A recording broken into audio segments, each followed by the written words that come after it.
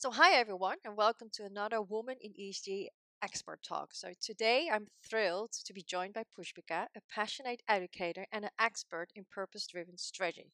So, through her lectures and work, she challenges the traditional view that profit is the ultimate goal. Now she's shifting the focus to how business can become forces for good by putting purpose at the center of what they do. So, in this conversation, we will explore what it means to lead with purpose and how strategy and governance can support that purpose and why this matters for the future of ESG. Now, let's dive right in.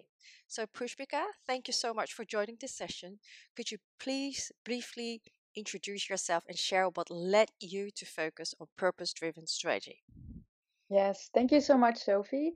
It's a pleasure to be here. It's a pleasure to talk to you and support other women working as professionals in this area. So, my name is Pushpika Vishwanathan. I am an assistant professor at the University of Amsterdam. I've been working here for about 8 years now. And my area of expertise, the area that I educate on, but also do academic research on, is corporate governance, stakeholder theory, strategic CSR, and corporate purpose. And your follow up question was what led me to focus on purpose driven strategy? Well, I feel like purpose brings a lot of the things that I've been working on related to Mhm, governance and stakeholders together. mhm, Um, there's a definition that was proposed by Colin Meyer, a scholar at Cambridge. mhm, He said, what is purpose? Well, yes, purpose is the why behind an organization. It's something that is beyond profit maximization.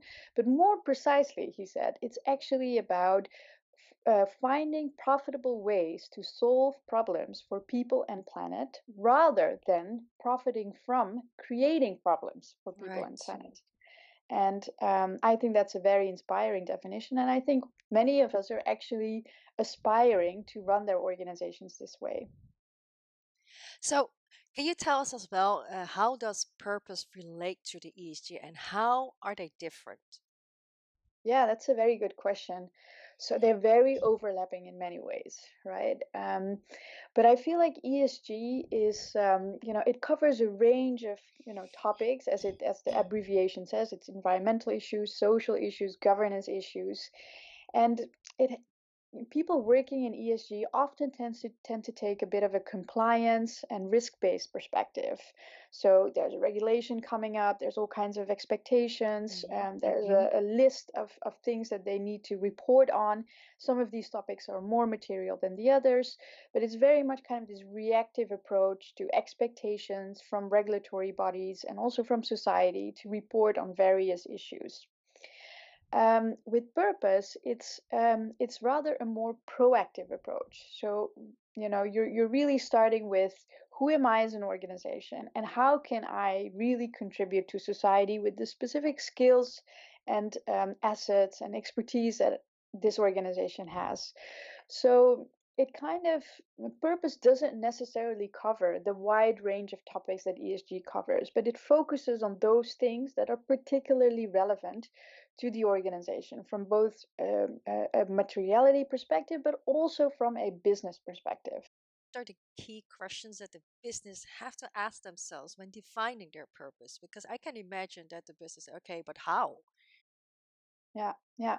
So there's a lot of very nice examples and places that we can draw inspiration from. So I can give you four things that a business Hmm. can think about as they go about formulating a purpose-driven strategy. Right.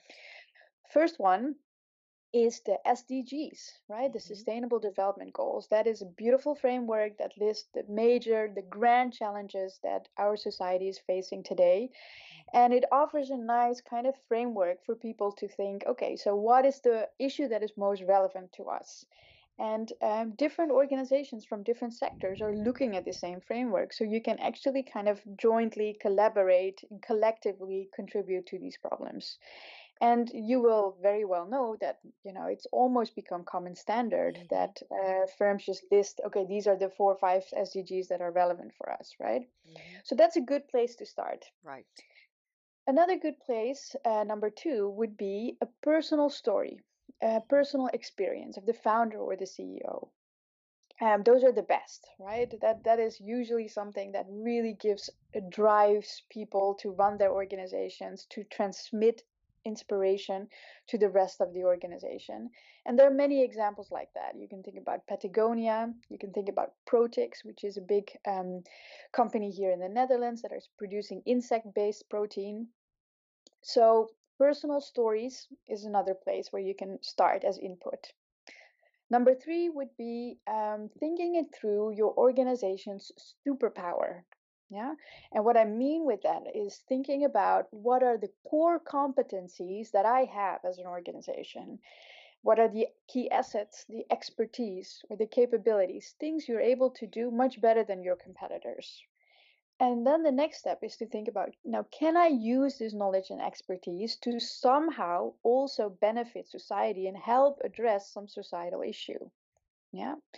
So when TNT was working together with the World Food Program, that's a collaboration that long stopped, but that was a very nice example of that, right? Logistics was the core Mhm. competence of TNT, and that was then used for helping to distribute food to places that are very difficult to reach, essentially a Right. logistical problem. And then the fourth one is to think about customers, right? Purpose is about ultimately what do I deliver to my customers? So you can try to really talk to your customers and try to get feedback about what do they really value or what is bothering them in their day-to-day life related to your product. Yeah. So very brief example would be Essity. It's a hygiene and health company based in Germany, and they had run a very big campaign on equality in health, gender equality in health. And they came up with this theme because they started doing focus groups with their customers and learned that one of the main things that was bothering their customers when they buy their products, which are typically household products, kitchen paper, toilet paper, those type of things, they said, it's always me, being the woman, buying these things. And it bothers me that my children see this, and this reinforces these stereotypes. So they really started a very big campaign around that, worked together with sociologists, child psychologists, and really brought the topic of equality very central in the different countries where they were operating. And this was an extremely successful campaign. And it was more than just marketing; it was also very much part of the company's strategy, which was also focused on taboo products like menstrual products and incontinentia products, etc.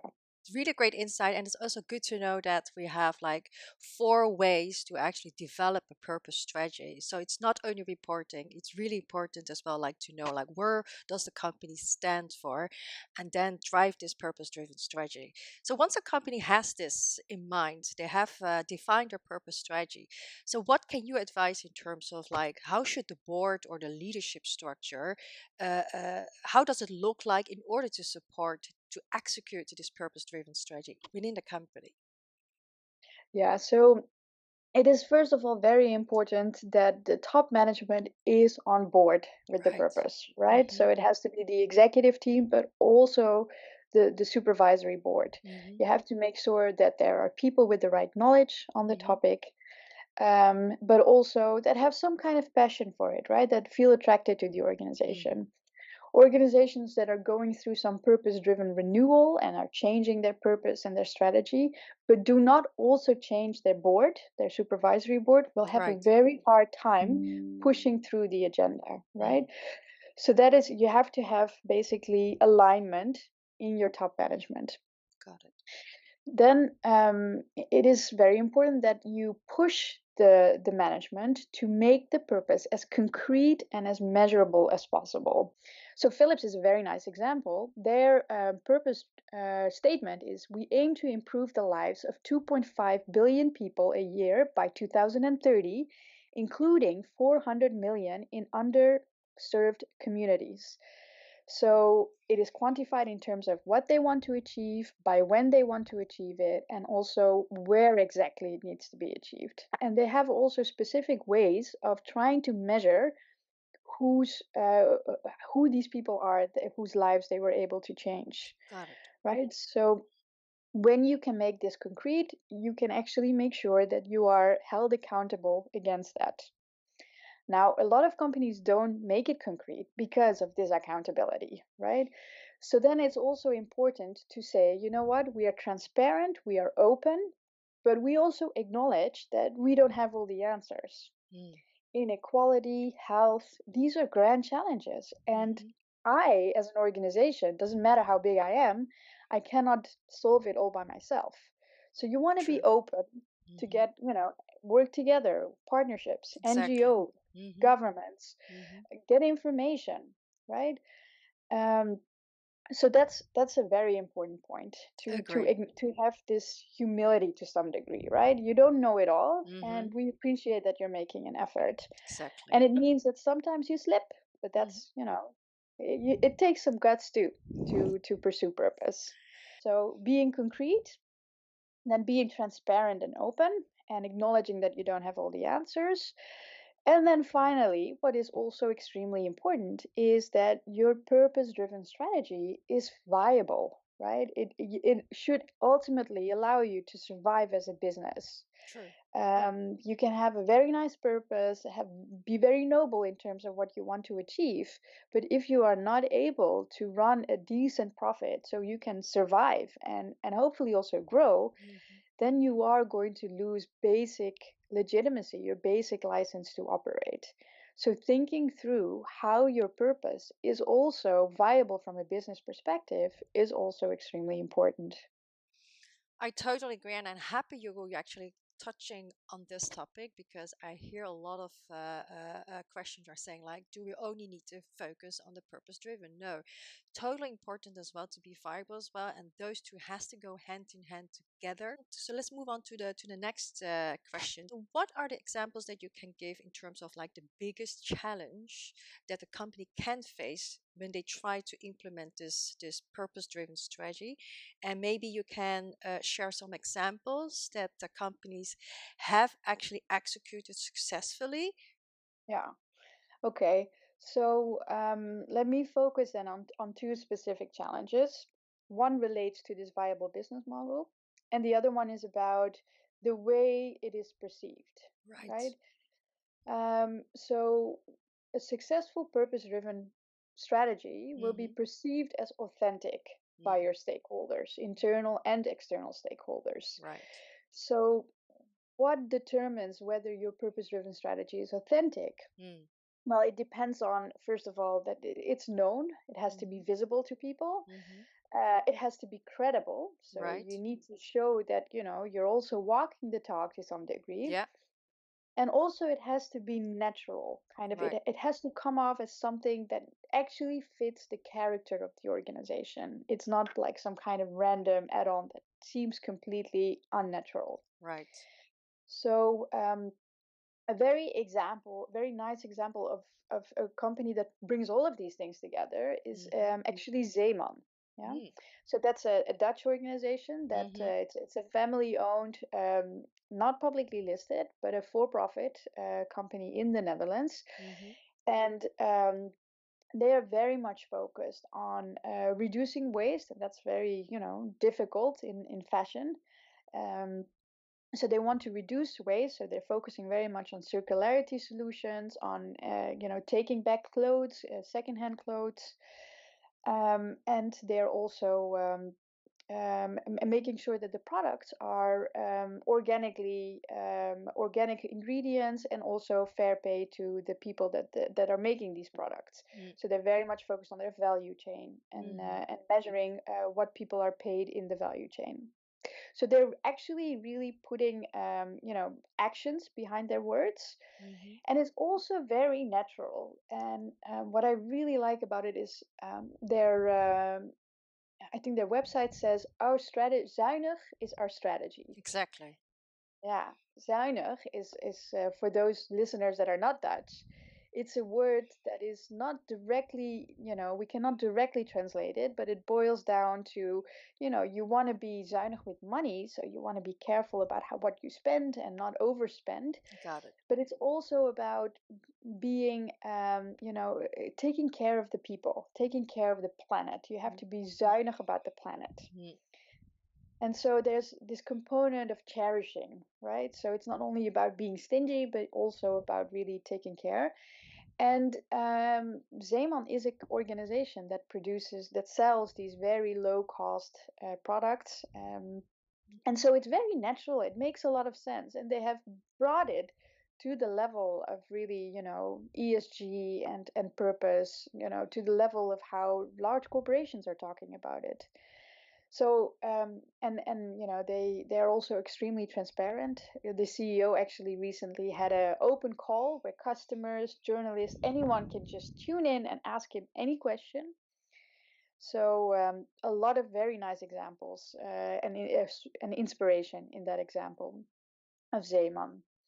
Now let me pivot to the other challenge, and that is bringing financial objectives and social objectives together. So I've done research Mm-hmm. on the relationship between corporate social responsibility Right. and the impact on financial performance. Mm-hmm. So within the academic research, there's been a lot of work conducted in the last 5 decades on Mm-hmm. this relationship. And what I have done is a meta-analysis. So that is basically a synthesis of all this research done, Mm-hmm. all the results that they have found, putting them together to say, okay, so what can we say about this relationship? Is it positive, yes or no? And Right. if so, what are the pathways in which this positive relationship is established Mm. based on the existing body of empirical findings that we have?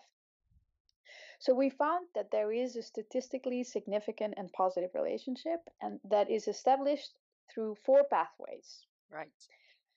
The first one is through reputation. So, organizations that are engaging in corporate social responsibility, which is actually much broader than purpose, right? It's any social thing that a company does.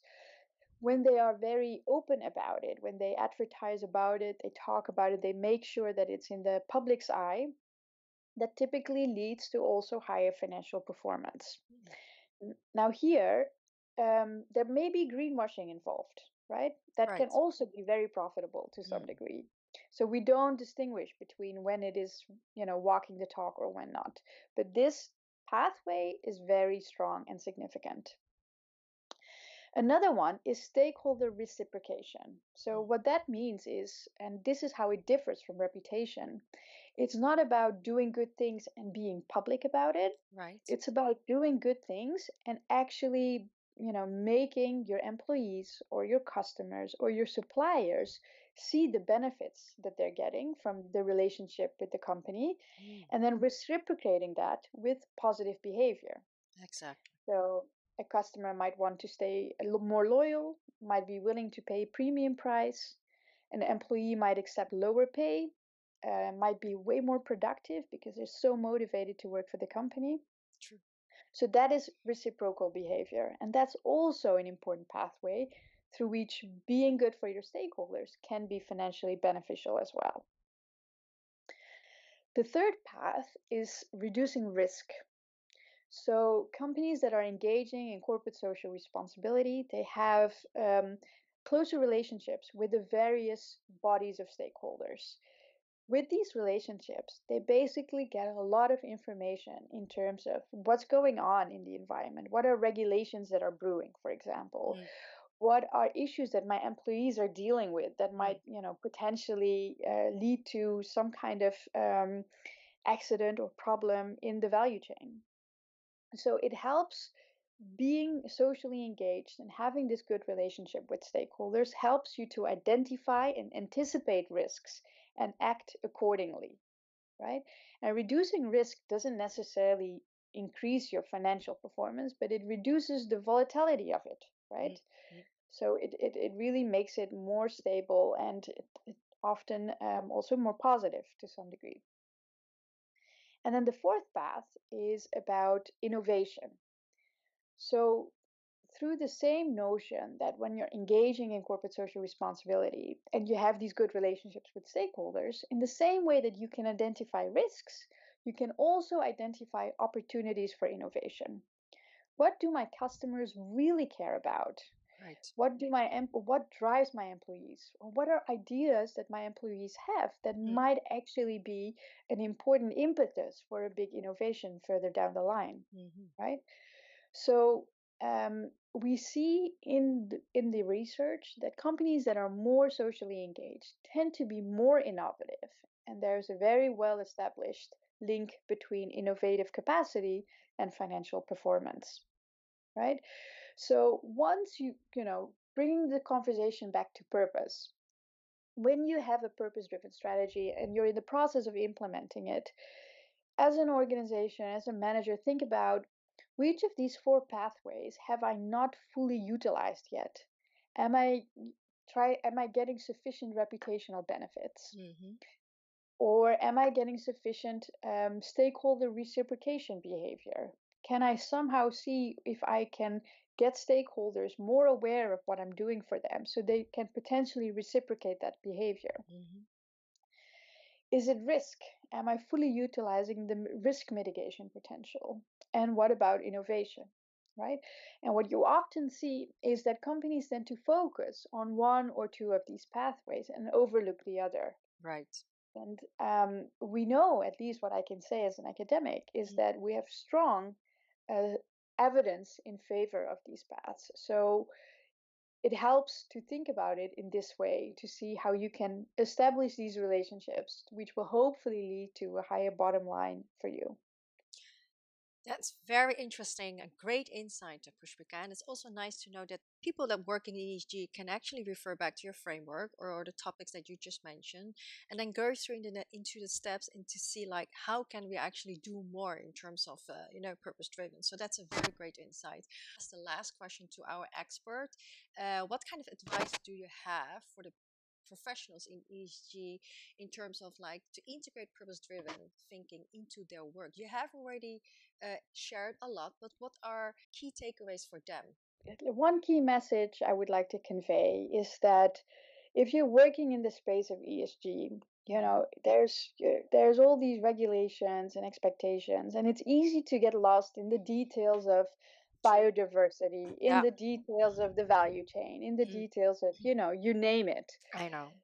But I would like you to zoom out and think, okay, so what is the purpose of my organization? Right. And are we really acting in a way that we can enhance our purpose and be more impactful Hmm. financially and also socially through our purpose? So if you can think in this way, if you can make the conversation of ESG about purpose, I think everything else will follow. The governance will follow, the disclosure will follow. But knowing where to start and what is driving you, I think, is key.